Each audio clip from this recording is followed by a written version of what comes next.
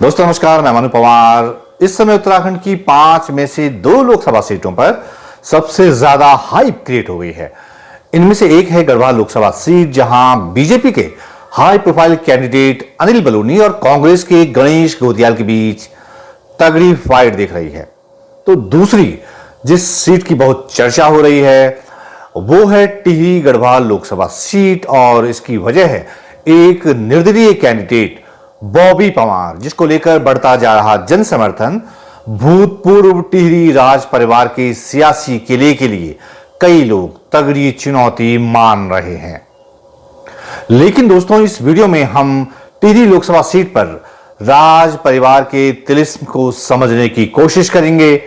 आखिर आजादी के 7 दशक बाद भी टिहरी लोकसभा सीट पर लोकतंत्र की पोशाक में कैसे अभी भी राजशाही चल रही है। मेरे साथ देहरादून से जुड़ रहे हैं वरिष्ठ पत्रकार, लेखक और कॉलमनिस्ट शीशपाल गुसाई, जिनकी इतिहास में बड़ी दिलचस्पी है और उनके लेख आप अखबारों में नियमित पढ़ते रहे होंगे। शीशपाल गुसाई जी का भी ताल्लुक टिहरी जिले से ही है। उनसे समझने की कोशिश करेंगे कि टिहरी में भूतपूर्व राज परिवार के मुकाबले कोई मजबूत राजनीतिक विकल्प क्यों नहीं उभर पाया।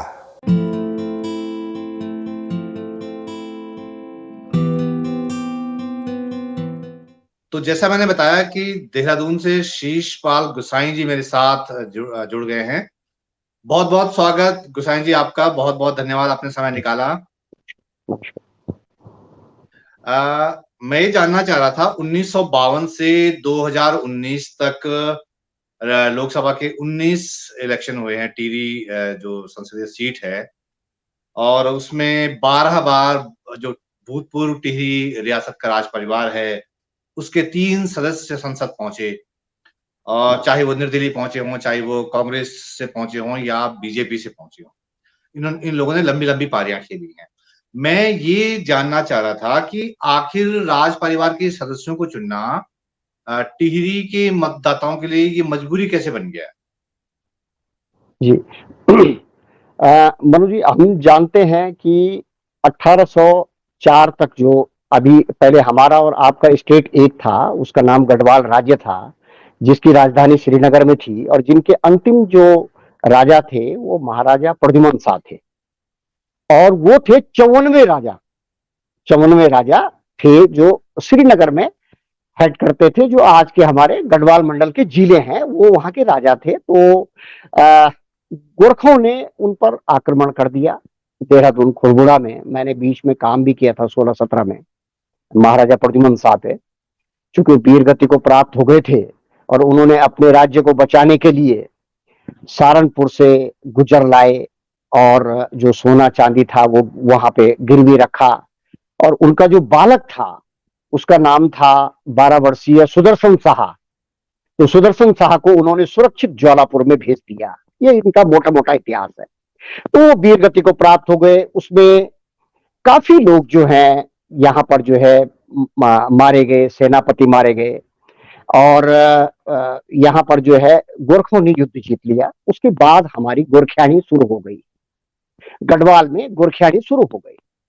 तो वो गोरखियानी हमारी 1815 तक रही, जब ये सुदर्शन शाह बड़े हो गए और उन्होंने अंग्रेजों के साथ एक समझौता किया कि आपको मैं ब्रिटिश गढ़वाल हम दे देते हैं, आप हमको टिहरी दे दो जो हमारे पिता की है, प्रद्युमन शाह की।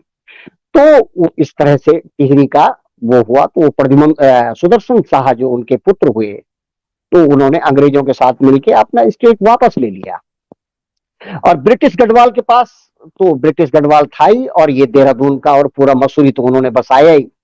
बाद में 1825 के दरमियान मसूरी शायद बसाया गया, और 1815 में इसकी नींव रखी सुदर्शन शाह ने, और वो पहले राजा बने।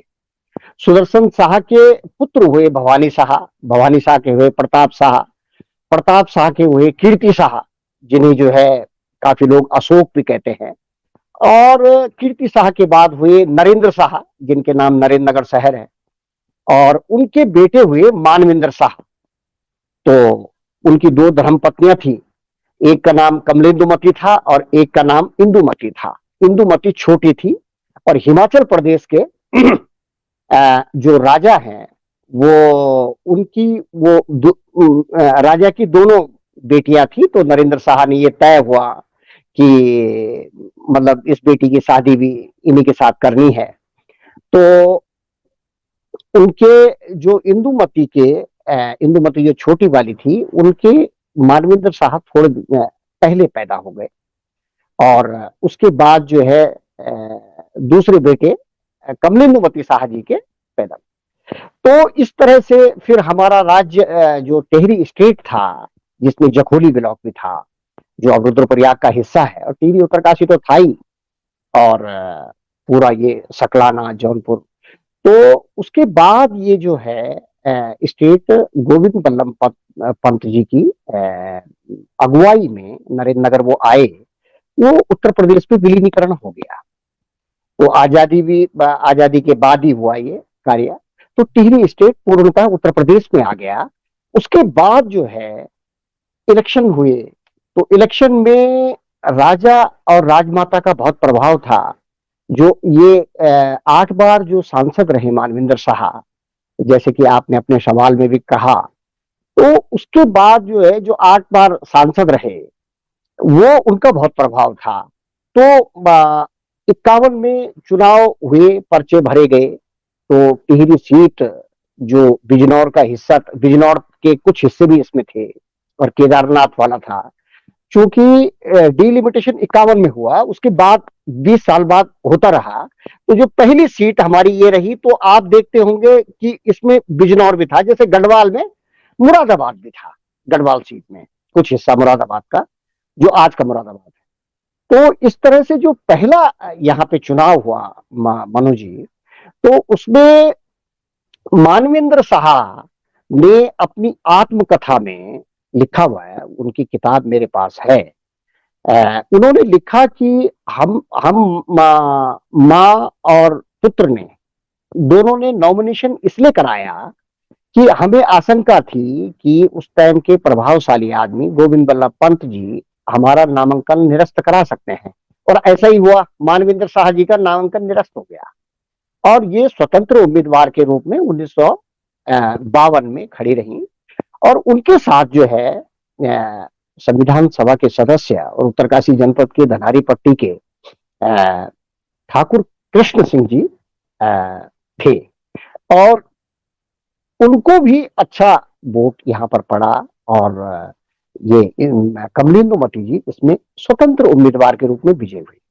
तीसरे हमारे कैंडिडेट थे 52 में टिहरी से, ये महान पत्रकार, जो उत्तराखंड के हम पहले पत्रकार, अंग्रेजी के पहले पत्रकार भी कह सकते हैं, दावा कर सकते हैं कि वो पंजाब यूनिवर्सिटी से लाहौर पढ़ के आए थे। पंजाब यूनिवर्सिटी से पहले उन्होंने पत्रकारिता का डिग्री ली थी। जो श्यामचंद सिंह नेगी हैं, वो पहले हम कह सकते हैं, और वो बड़े लंबे समय तक स्वतंत्रता संग्राम सेनानी रहे।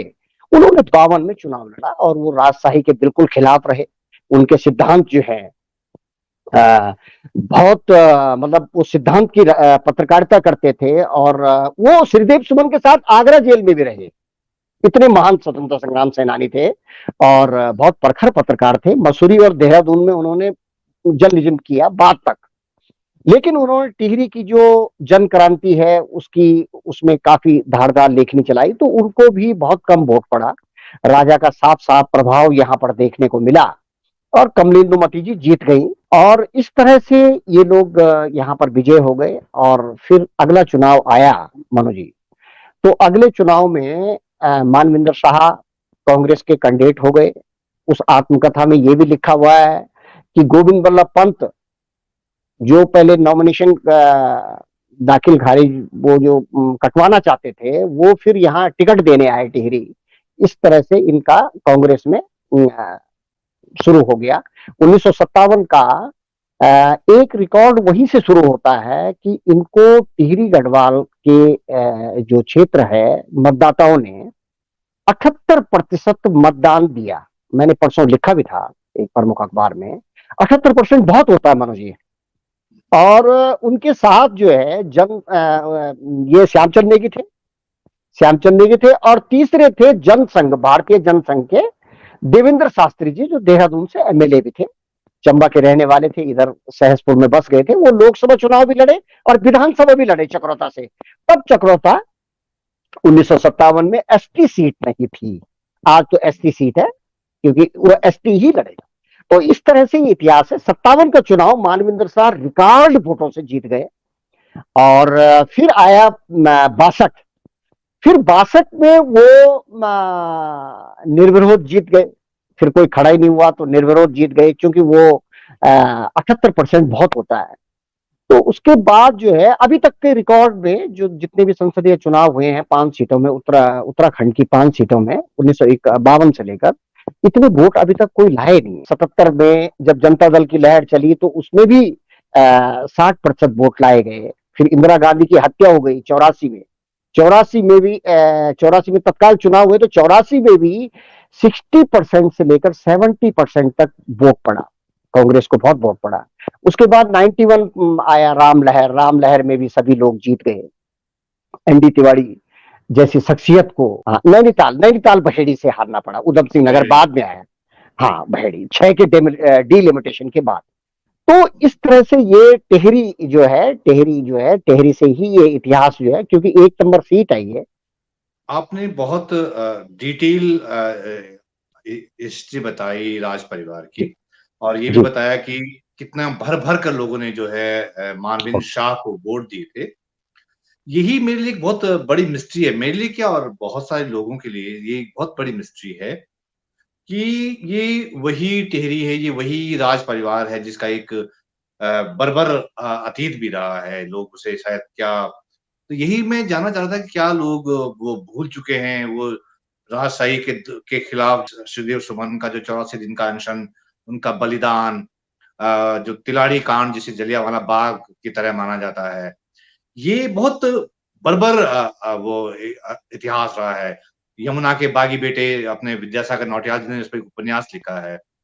तो ये एक कॉन्ट्रडिक्शन दिख रहा है मुझे कि एक तरफ इस तरह का अतीत है उस परिवार का और लोग उसको भर-भर कर वोट दे रहे हैं। 1952 से लेके अब तक 12 बार राज परिवार के 3 सदस्य संसद पहुँचे हैं। यही मैं जानना चाह रहा था कि ये क्या मजबूरी है या इतनी लोकप्रियता है या इतना आकर्षण है उस परिवार में? ऐसा क्या है उस फैमिली में? कि वो उनके राजा रहे हैं। और जहां तक आपने ये 1930 की बात कही है, वो तब श्रीदेव सुमन जी थे। 1930 को लोग कभी माफ नहीं करेंगे, और कोई भी माफ नहीं करेगा कि वो अपने वनाधिकारों पर टैक्स लगाने की आवाज उठा रहे थे। और सबसे पहले वहीं से आवाज आई, यमुना से। और यमुना बड़कोट के पास जो है, यमुना के किनारे किस तरह से हुआ है, वो तमाम लेखकों ने किया है। एक पहलू ये है। दूसरा पहलू श्रीदेव सुमन का है, निश्चित रूप से उन्हें जेल में यातनाएं दी गई। और उसके बाद जो है, सबसे पहले जो है प्रजामंडल जब सरकार बनी, तो हमें जो है, जो परिपूर्णानंद पैनुली पे किताब लिखी है, बड़े लेखक हैं उत्तराखंड के जय सिंह रावत जी, उन उस किताब को पढ़ना चाहिए।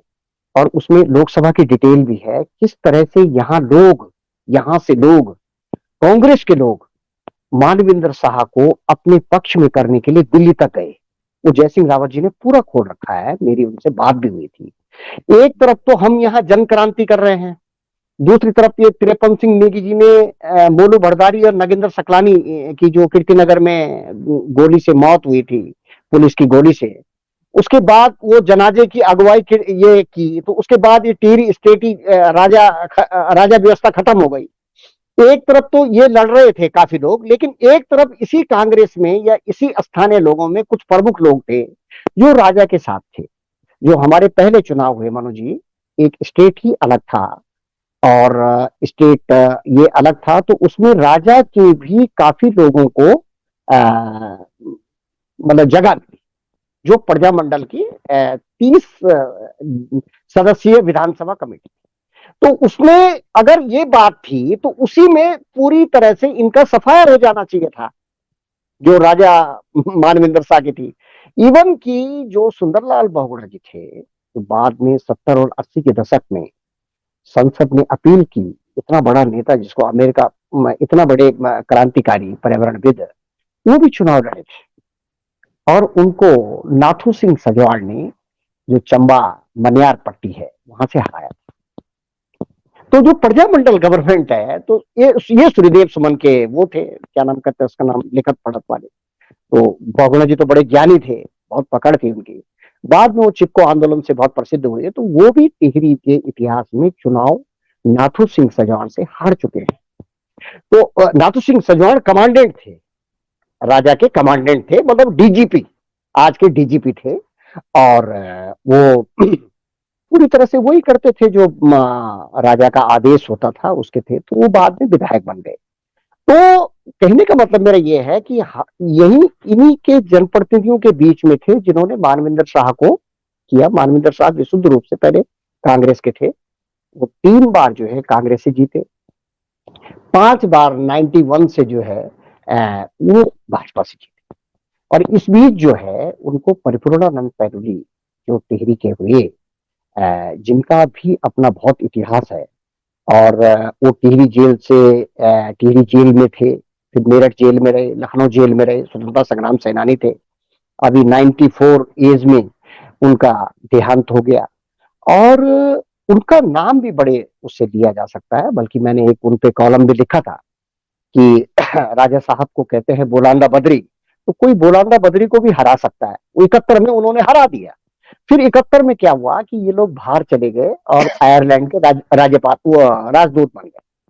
भारत सरकार में पकड़ तो थी सभी देसी राजाओं की, भले भले उनकी रियासत खत्म हो गई, लेकिन वो थे, उनके संपर्क भी बहुत बड़े थे। उनकी उनकी जो बहन थी वो दिनेश सिंह जी की पत्नी थी। दिनेश सिंह जी विदेश मंत्री थे। दिनेश सिंह जी इंदिरा गांधी के बहुत खास हुए।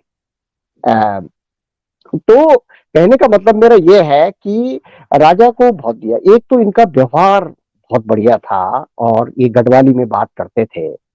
सबसे मेन बात यह है कि आप छू लेना, ये मैंने कभी राजा साहब को, मेरा सौभाग्य था कि मैं टिहरी में जो 2.5 साल तक राजा रहे और 8 बार सांसद रहे, और जिन्होंने 78% वोट लाया, और उनके नाम रिकॉर्ड एक मतलब उनके नाम 3 रिकॉर्ड है, वो ऐसा आदमी कोई हुआ ही नहीं। तो उनसे मुझे मिलने का मौका मिला। कम आते थे क्षेत्र में, और जब आते थे तो एक जिप्सी में आते थे।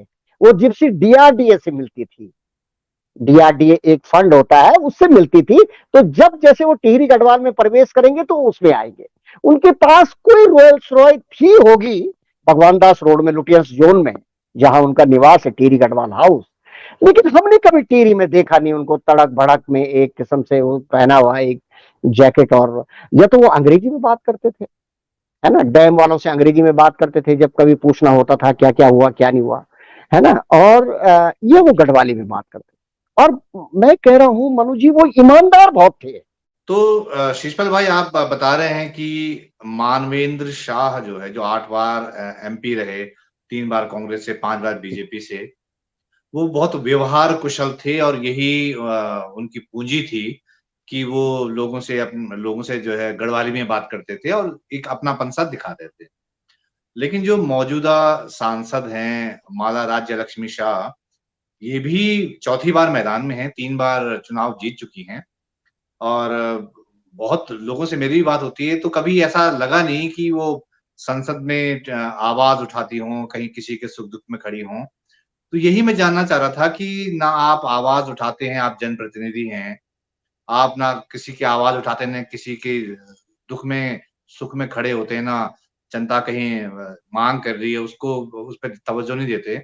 इसके बावजूद जीत रहे हैं, तो ये क्या तिलिस्म है, ये क्या रहस्य है? यही मैं जानना चाह रहा था। पहले तो मैं मानवेंद्र साहब जी का थोड़ा ये क्लियर कर लूं कि उनको गढ़वाली में वो दिल छू लेते थे, और जो अंदर से एक आवाज आती थी कि वो बहुत सादगी से रहते थे। जिप्सी में जाते थे जब कोई बहुत बड़ी घटना होती थी, जैसे कि तेलंगाना में बाढ़ आ गई थी, तो वो आ गए थे वहां पे, मतलब 4-5 दिन बाद, जैसे जो सांसद का कर्तव्य होता है। तो आते थे, तो हमने वहां सवाल पूछे तो वो जवाब देते थे गढ़वाली में। और पुराने लोगों से बहुत ज्यादा उनका जुड़ाव था। और वो ये पूछते थे कि कई कुनियाल तो, है ना। अब तब थोड़ा और वो हो जाता था, पूरा जौनसार में उनकी बहुत पकड़ थी, और जो रवाई क्षेत्र है उसमें बहुत पकड़ थी। वो हमने 2007 में देखा जब वहां उनका देहांत हुआ, जब वहां पे उनका शव रखा गया था राजमहल नरेंद्र नगर में, तो किस तरह से लोग आए उनके दर्शन करने के लिए, उमड़ पड़े, है ना। सामने से जो है उपचुनाव भी होने वाला था, चूंकि उनका बेटा मनोजेंद्र शाह तैयार थे, वहां सामने से बीसी खंडूड़ी थे, और चूंकि विधानसभा चुनाव हो गए थे और रविशंकर प्रसाद थे वहां पे बैठे हुए थे एक सीट में, राजनाथ जी तो नीचे थे, ऋषिकेश आए, तो उनका अपना बहुत जुड़ाव था। और वो जब कोफ्त में आ जाते थे मनु जी, तब वो अपनी सांसद निधि लौटा देते थे। वो कहते थे, मानवेंद्र शाह, लोगों को तो यहाँ जरूरत है पैसों की, वो कहते थे कि नहीं, बेईमानी नहीं चलेगी। वो कुछ लोग ऐसे होते हैं कि वो कह रहे हैं यार कि रजा साहब बहुत ईमानदार आदमी है, ये देखो ये फालतू पैसा नहीं दे रहा। अब होता ही है कार्यकर्ताओं को, गाड़ी घोड़ा मीट मसाला जो भी आजकल तो चुनाव व्यवस्थाओं का संसाधनों का हो गया है, आपको पता ही है। लेकिन 2004 तक का मैंने देखा, आपने विजय बहुगुणा को 2 इलेक्शन हराए। 98 में विजय बहुगुणा जी वहां चले गए थे। अब उन्होंने जीतना तो एक ही आदमी को था, ये कुछ परिवार में उनकी सहमति बनी होगी कि बीसी खंडूड़ी और उनके रिश्तेदार है, तो यहाँ आ गए थे वो टेहरी गढ़वाल में। और विजय बोगड़ा ने निश्चित रूप से बहुत अच्छा काम किया है यहाँ, वो प्रभावशाली सांसद थे। उन्होंने उपचुनाव जीता, मनोजेंद्र शाह को हराया, और 2009 में उनको जसपाल राणा को टिकट दे दिया। और राज परिवार, तब लोगों ने सोचा कि अलग हो गया। फिर क्या हुई, आज चीफ मिनिस्टर विजय बोगना जी बन गए, फिर उन्होंने अपने बेटे को लड़ाया, तो पूरी सरकार झोंक दी थी उन्होंने। हमने खुद देखा है देहरादून, साकेत बोगना, साकेत बोगना को जब मनु ये अपनी परंपरागत सीट वापस ले आई न, ये माना राज्य लक्ष्मी साहब 25,000 समथिंग वोट से, लोगों ने तब इनको पहचानना शुरू किया। हमको तो था वो टिहरी बहुत कम आती थी, नरेंद्र नगर से पहले टिहरी तो 60-70 किलोमीटर दूर है, नरेंद्र नगर एक छोर में है, तो वहां तो बहुत मुश्किल से आते थे तो इनके ससुर जी आते थे। तो माला राज्य लक्ष्मी साहब को पहले हमने कभी देखा नहीं था, तो ये अचानक जीत गई। यहाँ बड़े बड़े अखबारों में ये वो मुख्यमंत्री हार गए, ये होना ही था। बहुत बड़ी जीत थी ये बाई इलेक्शन की सर, ये इनका अपने को स्थापित करना था। देखो आज तक स्थापित है। आप कह रहे हैं कि ये 2012 की मामला बात नहीं, आप 2012 की बात कर रहे हैं आप? मैं 2012 के उपचुनाव की बात कर रहा हूँ टिहरी संसदीय क्षेत्र में, क्योंकि विजय बहुगुणा जी को इस्तीफा देना था और वो वहां चले गए तराई से लड़ने के लिए। और यहाँ पे उन्होंने कहा कि अब वो विरासत होती है, पारिवारिक विरासत, कि मेरा बेटा साकेत बहुगुणा, जो बड़े बेटे हैं उनके, कैबिनेट मंत्री इनके छोटे बेटे हैं और बड़े बेटे इनके हैं, उनको इन्होंने 25,000 से हराया था। और पहली बार ये चुनाव लड़ी भाजपा के टिकट पर। तब मोदी लहर नहीं थी, मोदी जी तो 14 में आए। तो ये माला राज्य लक्ष्मी शाह की इस तरह की एंट्री हुई। तो अब आप देखिए कि आपका सवाल ये था कि ये बहुत निष्क्रिय रहती हैं, बिल्कुल रहती होंगी, रहती हैं। अब आपको पता है कि कुछ मामला केंद्र का ओबीसी का भी है, प्रताप नगर और थौलधार एक ब्लॉक है, वहां पे ओबीसी का बनना है। वहां पे आए थे बड़े बड़े नेता आए कि हम ओबीसी करेंगे, ये ओबीसी नहीं करा पाए, जबकि 2016 का स्टेट का ओबीसी है। तो ये केंद्र का मामला है, कई बार बोल दिया लेकिन करती नहीं है फिर भी। अब अगर इनको बाय द वे ये निष्क्रिय थी, तो इनको टिकट टिकट कैसे मिला, सवाल ये है। टिकट इनको मिला, बहुत सारे लोग हैं 3 जनपद में, खुली बात है वो तो बहुत सारे योग्य लोग हैं, बीजेपी में भी होंगे, या ये सबसे बड़े योग्य तो यही हैं जो जिन्होंने प्रीतम सिंह जैसे बड़े कांग्रेसी नेता को 3,05,000 वोट से 500 वोट से हराया। ये सबसे बड़ी जीत थी। 64% वोट लाई हो, 64 मेरे ख्याल से, आप देख सकते हैं।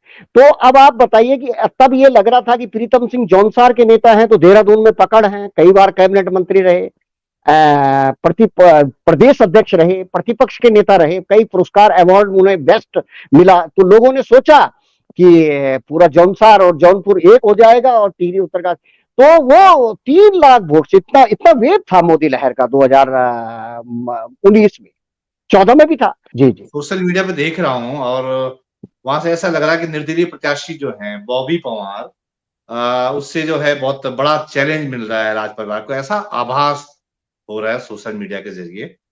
तो क्या बॉबी पवार वाकई में इतनी ताकत रखते हैं कि वो जो है, वो शाही परिवार के जो सियासी किला है टिहरी, उसको बेच पाएँगे।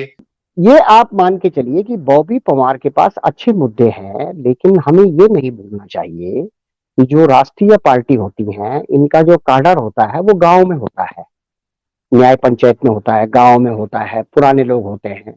अभी बॉबी पवार के नाम को कुछ साल लगेंगे, लेकिन उनके मुद्दे बहुत बेशक बहुत अच्छे हैं, ये चुनाव बड़ा है। आपको मैं एक उदाहरण देता हूँ मनोज जी, यहाँ हमारे वो जो प्रवचन करते हैं उत्तरकाशी जनपद चिन्याली सौड़ के रहने वाले गोपाल मणि जी, तो हमको एक डिबेट को बुलाया था यहाँ परेड मैदान में, तो पिछला 19 चुनाव उन्होंने लोकसभा का लड़ा। हुँ। वहां महिलाएं बहुत आई हुई थी और मैं भी था, एक पत्रकार के रूप में मैं भी था। तो वहां पे जब हो गई तो हमने तटस्थ बात रखी जैसे हम रख रहे हैं आपके सामने। तो महिलाएं फिर हम पे बहुत वो गुस्से में हुई और पूरा परेड मैदान जो है काफी संख्या में महिलाएं आई थी, काफी संख्या में महिलाएं आई हुई थी। और उसके बाद बहुत खूब धूम धड़ाका होने लग गया कि गाय सुरक्षित रहेंगी और इनकी राम के प्रवचन है। और गुरुजी को मैं भी मानता हूँ, मैं भी उन्हें 90 के दशक में मिला था, बहुत बड़ी राम कथा वो करते हैं प्रत्येक ब्लॉक में और उनके पास अपने पूरे साधन हैं, एक मैसेज देते हैं। तो हमको भी लग रहा था, खासकर मेरी माँ का भी फोन आया कि गोपाल मणि जी तो जीत रहे, 19 की बात बता रहा हूं मैं आप, ठीक। तो हमने सोचा भाई ठीक है, अब माँ की बात कौन काटे। मेरे पिताजी भी उनके भगत थे, चिन्याली सौड़ उनका ब्लॉक है, नगुण बीच का बॉर्डर है, हौलदार के हम हैं, मतलब ये ना मतलब कीर्तिनगर और श्रीनगर। तो अब आप ये मान के चलिए कि तो वहां बहुत प्रभाव था। तो साहब हमने भी सोचा कि कम से कम जो बीच वाले लोग हैं, मतलब जो वो हैं तटस्थ भूमिका रखते हैं, कि कम से कम जब इतना शोर है महिलाओं का गाय और राम में, तो 1 लाख वोट या 50,000 वोट तो लाएंगे। लेकिन जब उनको वोट पड़े तो 10,600 वोट पड़े। कितना शोर था, कितने लाउड स्पीकर थे, है ना। तो ये चुनाव में जो परिवर्तन होना ये बहुत बड़ी बात होती है मनोज जी। उस चुनाव को हमने 5 साल पहले देखा। तो खैर वो बॉबी पवार के अलग नहीं, मुद्दे हैं, बॉबी हाँ, पवार का लेकिन एक सबसे बॉबी बड़ा मुद्दा बॉबी है, हाँ, बॉबी पवार एक लड़ाका शख्स जो है अपनी लड़ाका छवि शख्स है, बना बने हैं। लड़ाका और शख्स है। उन्होंने एक और बहुत उन्होंने बड़ा यूथ को बहुत बड़े उसे मोबिलाइज किया है। सोशल मीडिया पे देखो, बहुत बड़ी मौजूदगी है। तो जो ताकत, जो हाँ चुनाव की ताकत होती है, यूथ जिसको पहुंचना होता है, गांव गांव, घर घर, इलाके इलाके पहुंचना होता है, वो बॉबी पंवार के साथ खड़ा है। तो बॉबी बिल्कुल, पंवार को हम गोपाल मणि जी के मतलब उसमें नहीं तुलना कर पाएंगे, क्योंकि हाँ। अलग तरह का यह मामला है। तो इसलिए मैं कह रहा था कि क्या बॉबी पंवार उतनी ताकत रखते हैं, या आपको लगता है कि वैसे ही हवा है जैसे गोपाल मणि जी के बारे में कहा जा रहा नहीं, कुछ कुछ देखो, कुछ कुछ जो लड़के बेरोजगार हैं वो जो है उनसे जुड़ रहे हैं, उन्होंने अभी व्हाट्सएप ग्रुप बना दिए हैं, प्रत्येक ब्लॉक के व्हाट्सएप ग्रुप बना दिए। न्याय पंचायत स्तर पर कोई ना कोई बेरोजगार तो है ही, उसे सब सब वो बॉबी पवार के साथ हैं और उनके मुद्दे अच्छे हैं। मनु जी जो यहाँ एक किस्म से सटीक बात उठाता है आज उत्तराखंड में, वो कम से कम एक अपने सिद्धांत की लड़ाई लड़ रहा है। और उन्होंने जो पिछले दिनों प्रेस कॉन्फ्रेंस की या आवाज उठाई, मुद्दों मुद्दों पर आधारित की, और वो झूठे मुद्दे नहीं होंगे जो कि ये इतने लोकप्रिय हो गए। तो कहने का मतलब मेरा ये है कि ये चुनाव में जीत का परिवर्तन लाना मतलब जो है बहुत बड़ी बात है। लेकिन वो अपने इस क्षेत्र में, खासकर जो है उनकी पुरोला बेल्ट में अच्छी स्थिति रह सकती है क्योंकि वो जौनसार के रहने वाले हैं, तो उनका क्षेत्र लगा हुआ है। तो पुरोला की 1-2 सभा मैंने भी देखी थी, बड़कोट तक की, इवन की यमुनोत्री, पूरी यमुनोत्री बेल्ट इधर गंगा घाटी का चिनाली सौड़ इलाका भी आ जाता है, तो वहां उनका रहेगा। लेकिन हमें ये नहीं भूलना चाहिए, आप देखिए हमारे सामने 2022 का चुनाव हुआ, 2022 में महिलाओं ने ये उत्तराखंड सरकार में 48 सीट दी। पहले इनकी 57 सीट थी, पहले इनकी 57 सीट थी और भाजपा को 44% संभवतः वोट पड़ा और इनको 38 दशमलव कुछ परसेंट पड़ा। तो ऐसा लग रहा था कि नहीं था कि तब जब हरक सिंह और यशपाल आर्य इधर आ गए थे, लोगों को लग रहा था यार कि ये ठीक मौसमी, ठीक है मौसम, तो लग रहा था कि कांग्रेस आने वाली है। और तो ऐसा लग रहा था कि एक बार बीजेपी एक बार कांग्रेस। लेकिन आप देखिए महिलाओं ने बहुत भूमिका उठाई, जो राशन बंट रहा है वो कंडी सौड़ भी जा रहा है, वो पौड़ी में भी जा रहा है। और जो 1000 या 2000 किसान बही वाला मिल रहा है, उसका वो भी रुका नहीं है। लोग अभी बोल रहे हैं कि हाँ हमारे यहाँ नौकरी चाहिए तो लगे हो, हमारा लड़का नौकरी लगना चाहिए, बहुत बढ़िया है, और ये है वो है, और बाद में वो खट वहीं, है ना। तो ये खट वहीं। अब 3 लाख का आप बताओ, 3 लाख का मार्जिन है भाई साहब, सबके 3-3 लाख के जीते अभी पिछली बार। किसकी बात कर रहे हो? दूसरा ये है कि घर घर में महिलाएं इतनी प्रभावशाली हैं कि मतलब वहां पे आपस में अगर कोई खिलाफ भी है, बाय द वे, इनके सरकार के या बीजेपी के, तो उनकी चलती नहीं है। ये खासकर देखा गया है। और मैं तो बिल्कुल विधानसभा चुनाव में था मनु जी, मैंने एक एक चीज देखी है। महिलाओं ने काफी विधायकों को वोट दिए हैं, ये पुरुषों की अपेक्षा। अच्छा, तो आप बहुत बड़ा फैक्टर बता रहे हैं, महिला फैक्टर। और जी ये भी बता रहे हैं कि जो राज परिवार का पूरा हर इलाके में है, मतलब आप बता रहे हैं कि बॉबी पवार कुछ इलाकों में प्रभावी है। गुनसोला साहब का भी तो गुनसोला, कहीं किसी इलाकों में दखल हाँ, होगा। गुनसोला जी सज्जन आदमी हैं, 2 बार वो विधायक रहे और प्रताप नगर के रहने वाले हैं। आज से मतलब आज से 50-60 साल पहले जब टेहरी के लोग जो हैं मसूरी जाते थे, तो ये भी रहे। मसूरी अच्छे पढ़े लिखे हैं, और मसूरी में नगर पालिका अध्यक्ष बनना बहुत बड़ी बात है। और वो वहां स्थापित हो गए थे प्रताप नगर से, और उन्हें औसतन बहुत अच्छा नेता कहा जाता है जो कांग्रेस में है। लेकिन आज क्या है, आज तमाम व्यवस्थाएं, संसाधन बहुत काउंट कर रहा है आज ये। लेकिन इनका वोट जो है हर मतदान उस पे केंद्र पे है। क्योंकि कांग्रेस जो है पुरानी पार्टी है। मैं आपको उदाहरण देता हूं गंगी का। अब गंगी एक 15 किलोमीटर पैदल चल के तो वहां जाया जाता है, गंगी। अब गंगी जब जाते हैं तो गंगी में नैन सिंह एक प्रधान थे, वही वहां प्रधान बने। मैंने नैन सिंह जी को पूछा, वो कह रहे थे कि हम तो इंदिरा गांधी वाले हैं, वो पहले बोल रहे थे। तो अब कुल मिला के मैं ये कह रहा हूं कि अगर वहां से 100 वोट अगर बीजेपी को पड़ेगी, तो गंगी में कम से कम 25 वोट तो इनको कांग्रेस को पड़ेगी। इसलिए इनके कांग्रेस वालों के बस्ते खाली नहीं होंगे। अच्छा। कांग्रेस वालों के बस्ते भी खाली नहीं होंगे। मरी मरी मरी नहीं है अभी ये। हालांकि इनका मारने का पूरा वो है, बिल्कुल पटकता, मतलब जैसे एक पत्थर के नीचे वो होता है, मछली होती है, और ऊपर घन हो, जैसे हम बचपन में करते थे, या एक गिंगलोड़े से दूसरा गिंगलोड़े को मारते थे। वो स्थिति अभी नहीं आई है, वो स्थिति नहीं आई है। लेकिन यहाँ पर कैंडिडेट अच्छे हैं, लेकिन इतना प्रभावित नहीं कर पा रहे हैं जितना सोशल मीडिया बॉबी पवार का भरा हुआ है, जितना सोशल मीडिया बॉबी पवार का भरा हुआ है। बल्कि भाजपा ने अब टिहरी सीट पर अपना सोशल मीडिया नेटवर्क अब तेज कर दिया है, बॉबी पवार को देखते हुए। बॉबी पवार को देखते हुए अब नेटवर्क कर दिया है, क्योंकि बॉबी पवार के पास युवा की अक्ल है। वो जो है न्याय पंचायत स्तर पर ग्रुप बना रहा है, और ग्रुप के बाद भेज रहा है। कभी उन्होंने, अभी मैं देख रहा था नरेंद्र सिंह नेगी जी का आशीर्वाद देते हुए, जैसे वहां गोदियाल जी ने लिया था। बस यूं वो नरेंद्र सिंह नेगी जी अगर यूं ही कर दें, थोड़ा बहुत कर ही दिया होगा, तो हर कोई आदमी करता है। तो बॉबी पवार ने, मैं देख रहा था उनका फोटो, तो खूब वायरल हो रहा है, और उनके पास अच्छे मुद्दे हैं।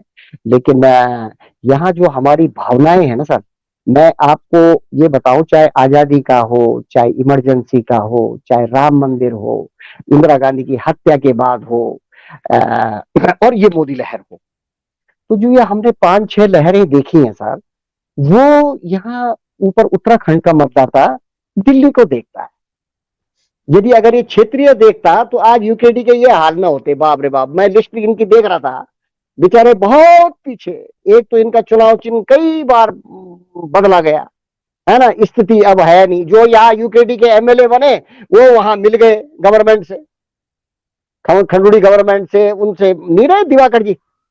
ये दिवाकर ये तो सारा समर्थन दे दिया, और अपना जो है जयराम जी की जल जंगल जमीन। तो मेरा ये कहने का मतलब है कि जो आज हम ममता बनर्जी को देख रहे हैं, जो हम वहां देख रहे हैं, ये तमिलनाडु में, ये स्टेट कितने वो हैं, ये ये देख रहे हैं, आंध्र प्रदेश में देख रहे हैं, तो ये कहाँ है उत्तराखंड, है ना? वो हमारे यहाँ जल जंगल जमीन का नारा लगाते हैं और शाम को भाजपा में शामिल हो जाते हैं, या अभी कांग्रेस उसमें आएगी। एक दौर होता है जी हर किसी का, मैं ये नहीं कह रहा कि हमेशा किसी का अच्छा चल रहा है, बहुत बढ़िया चल रहा है, आपका भी अच्छा चल रहा है, मेरा भी अच्छा चल रहा है, सबका अच्छा चल रहा है।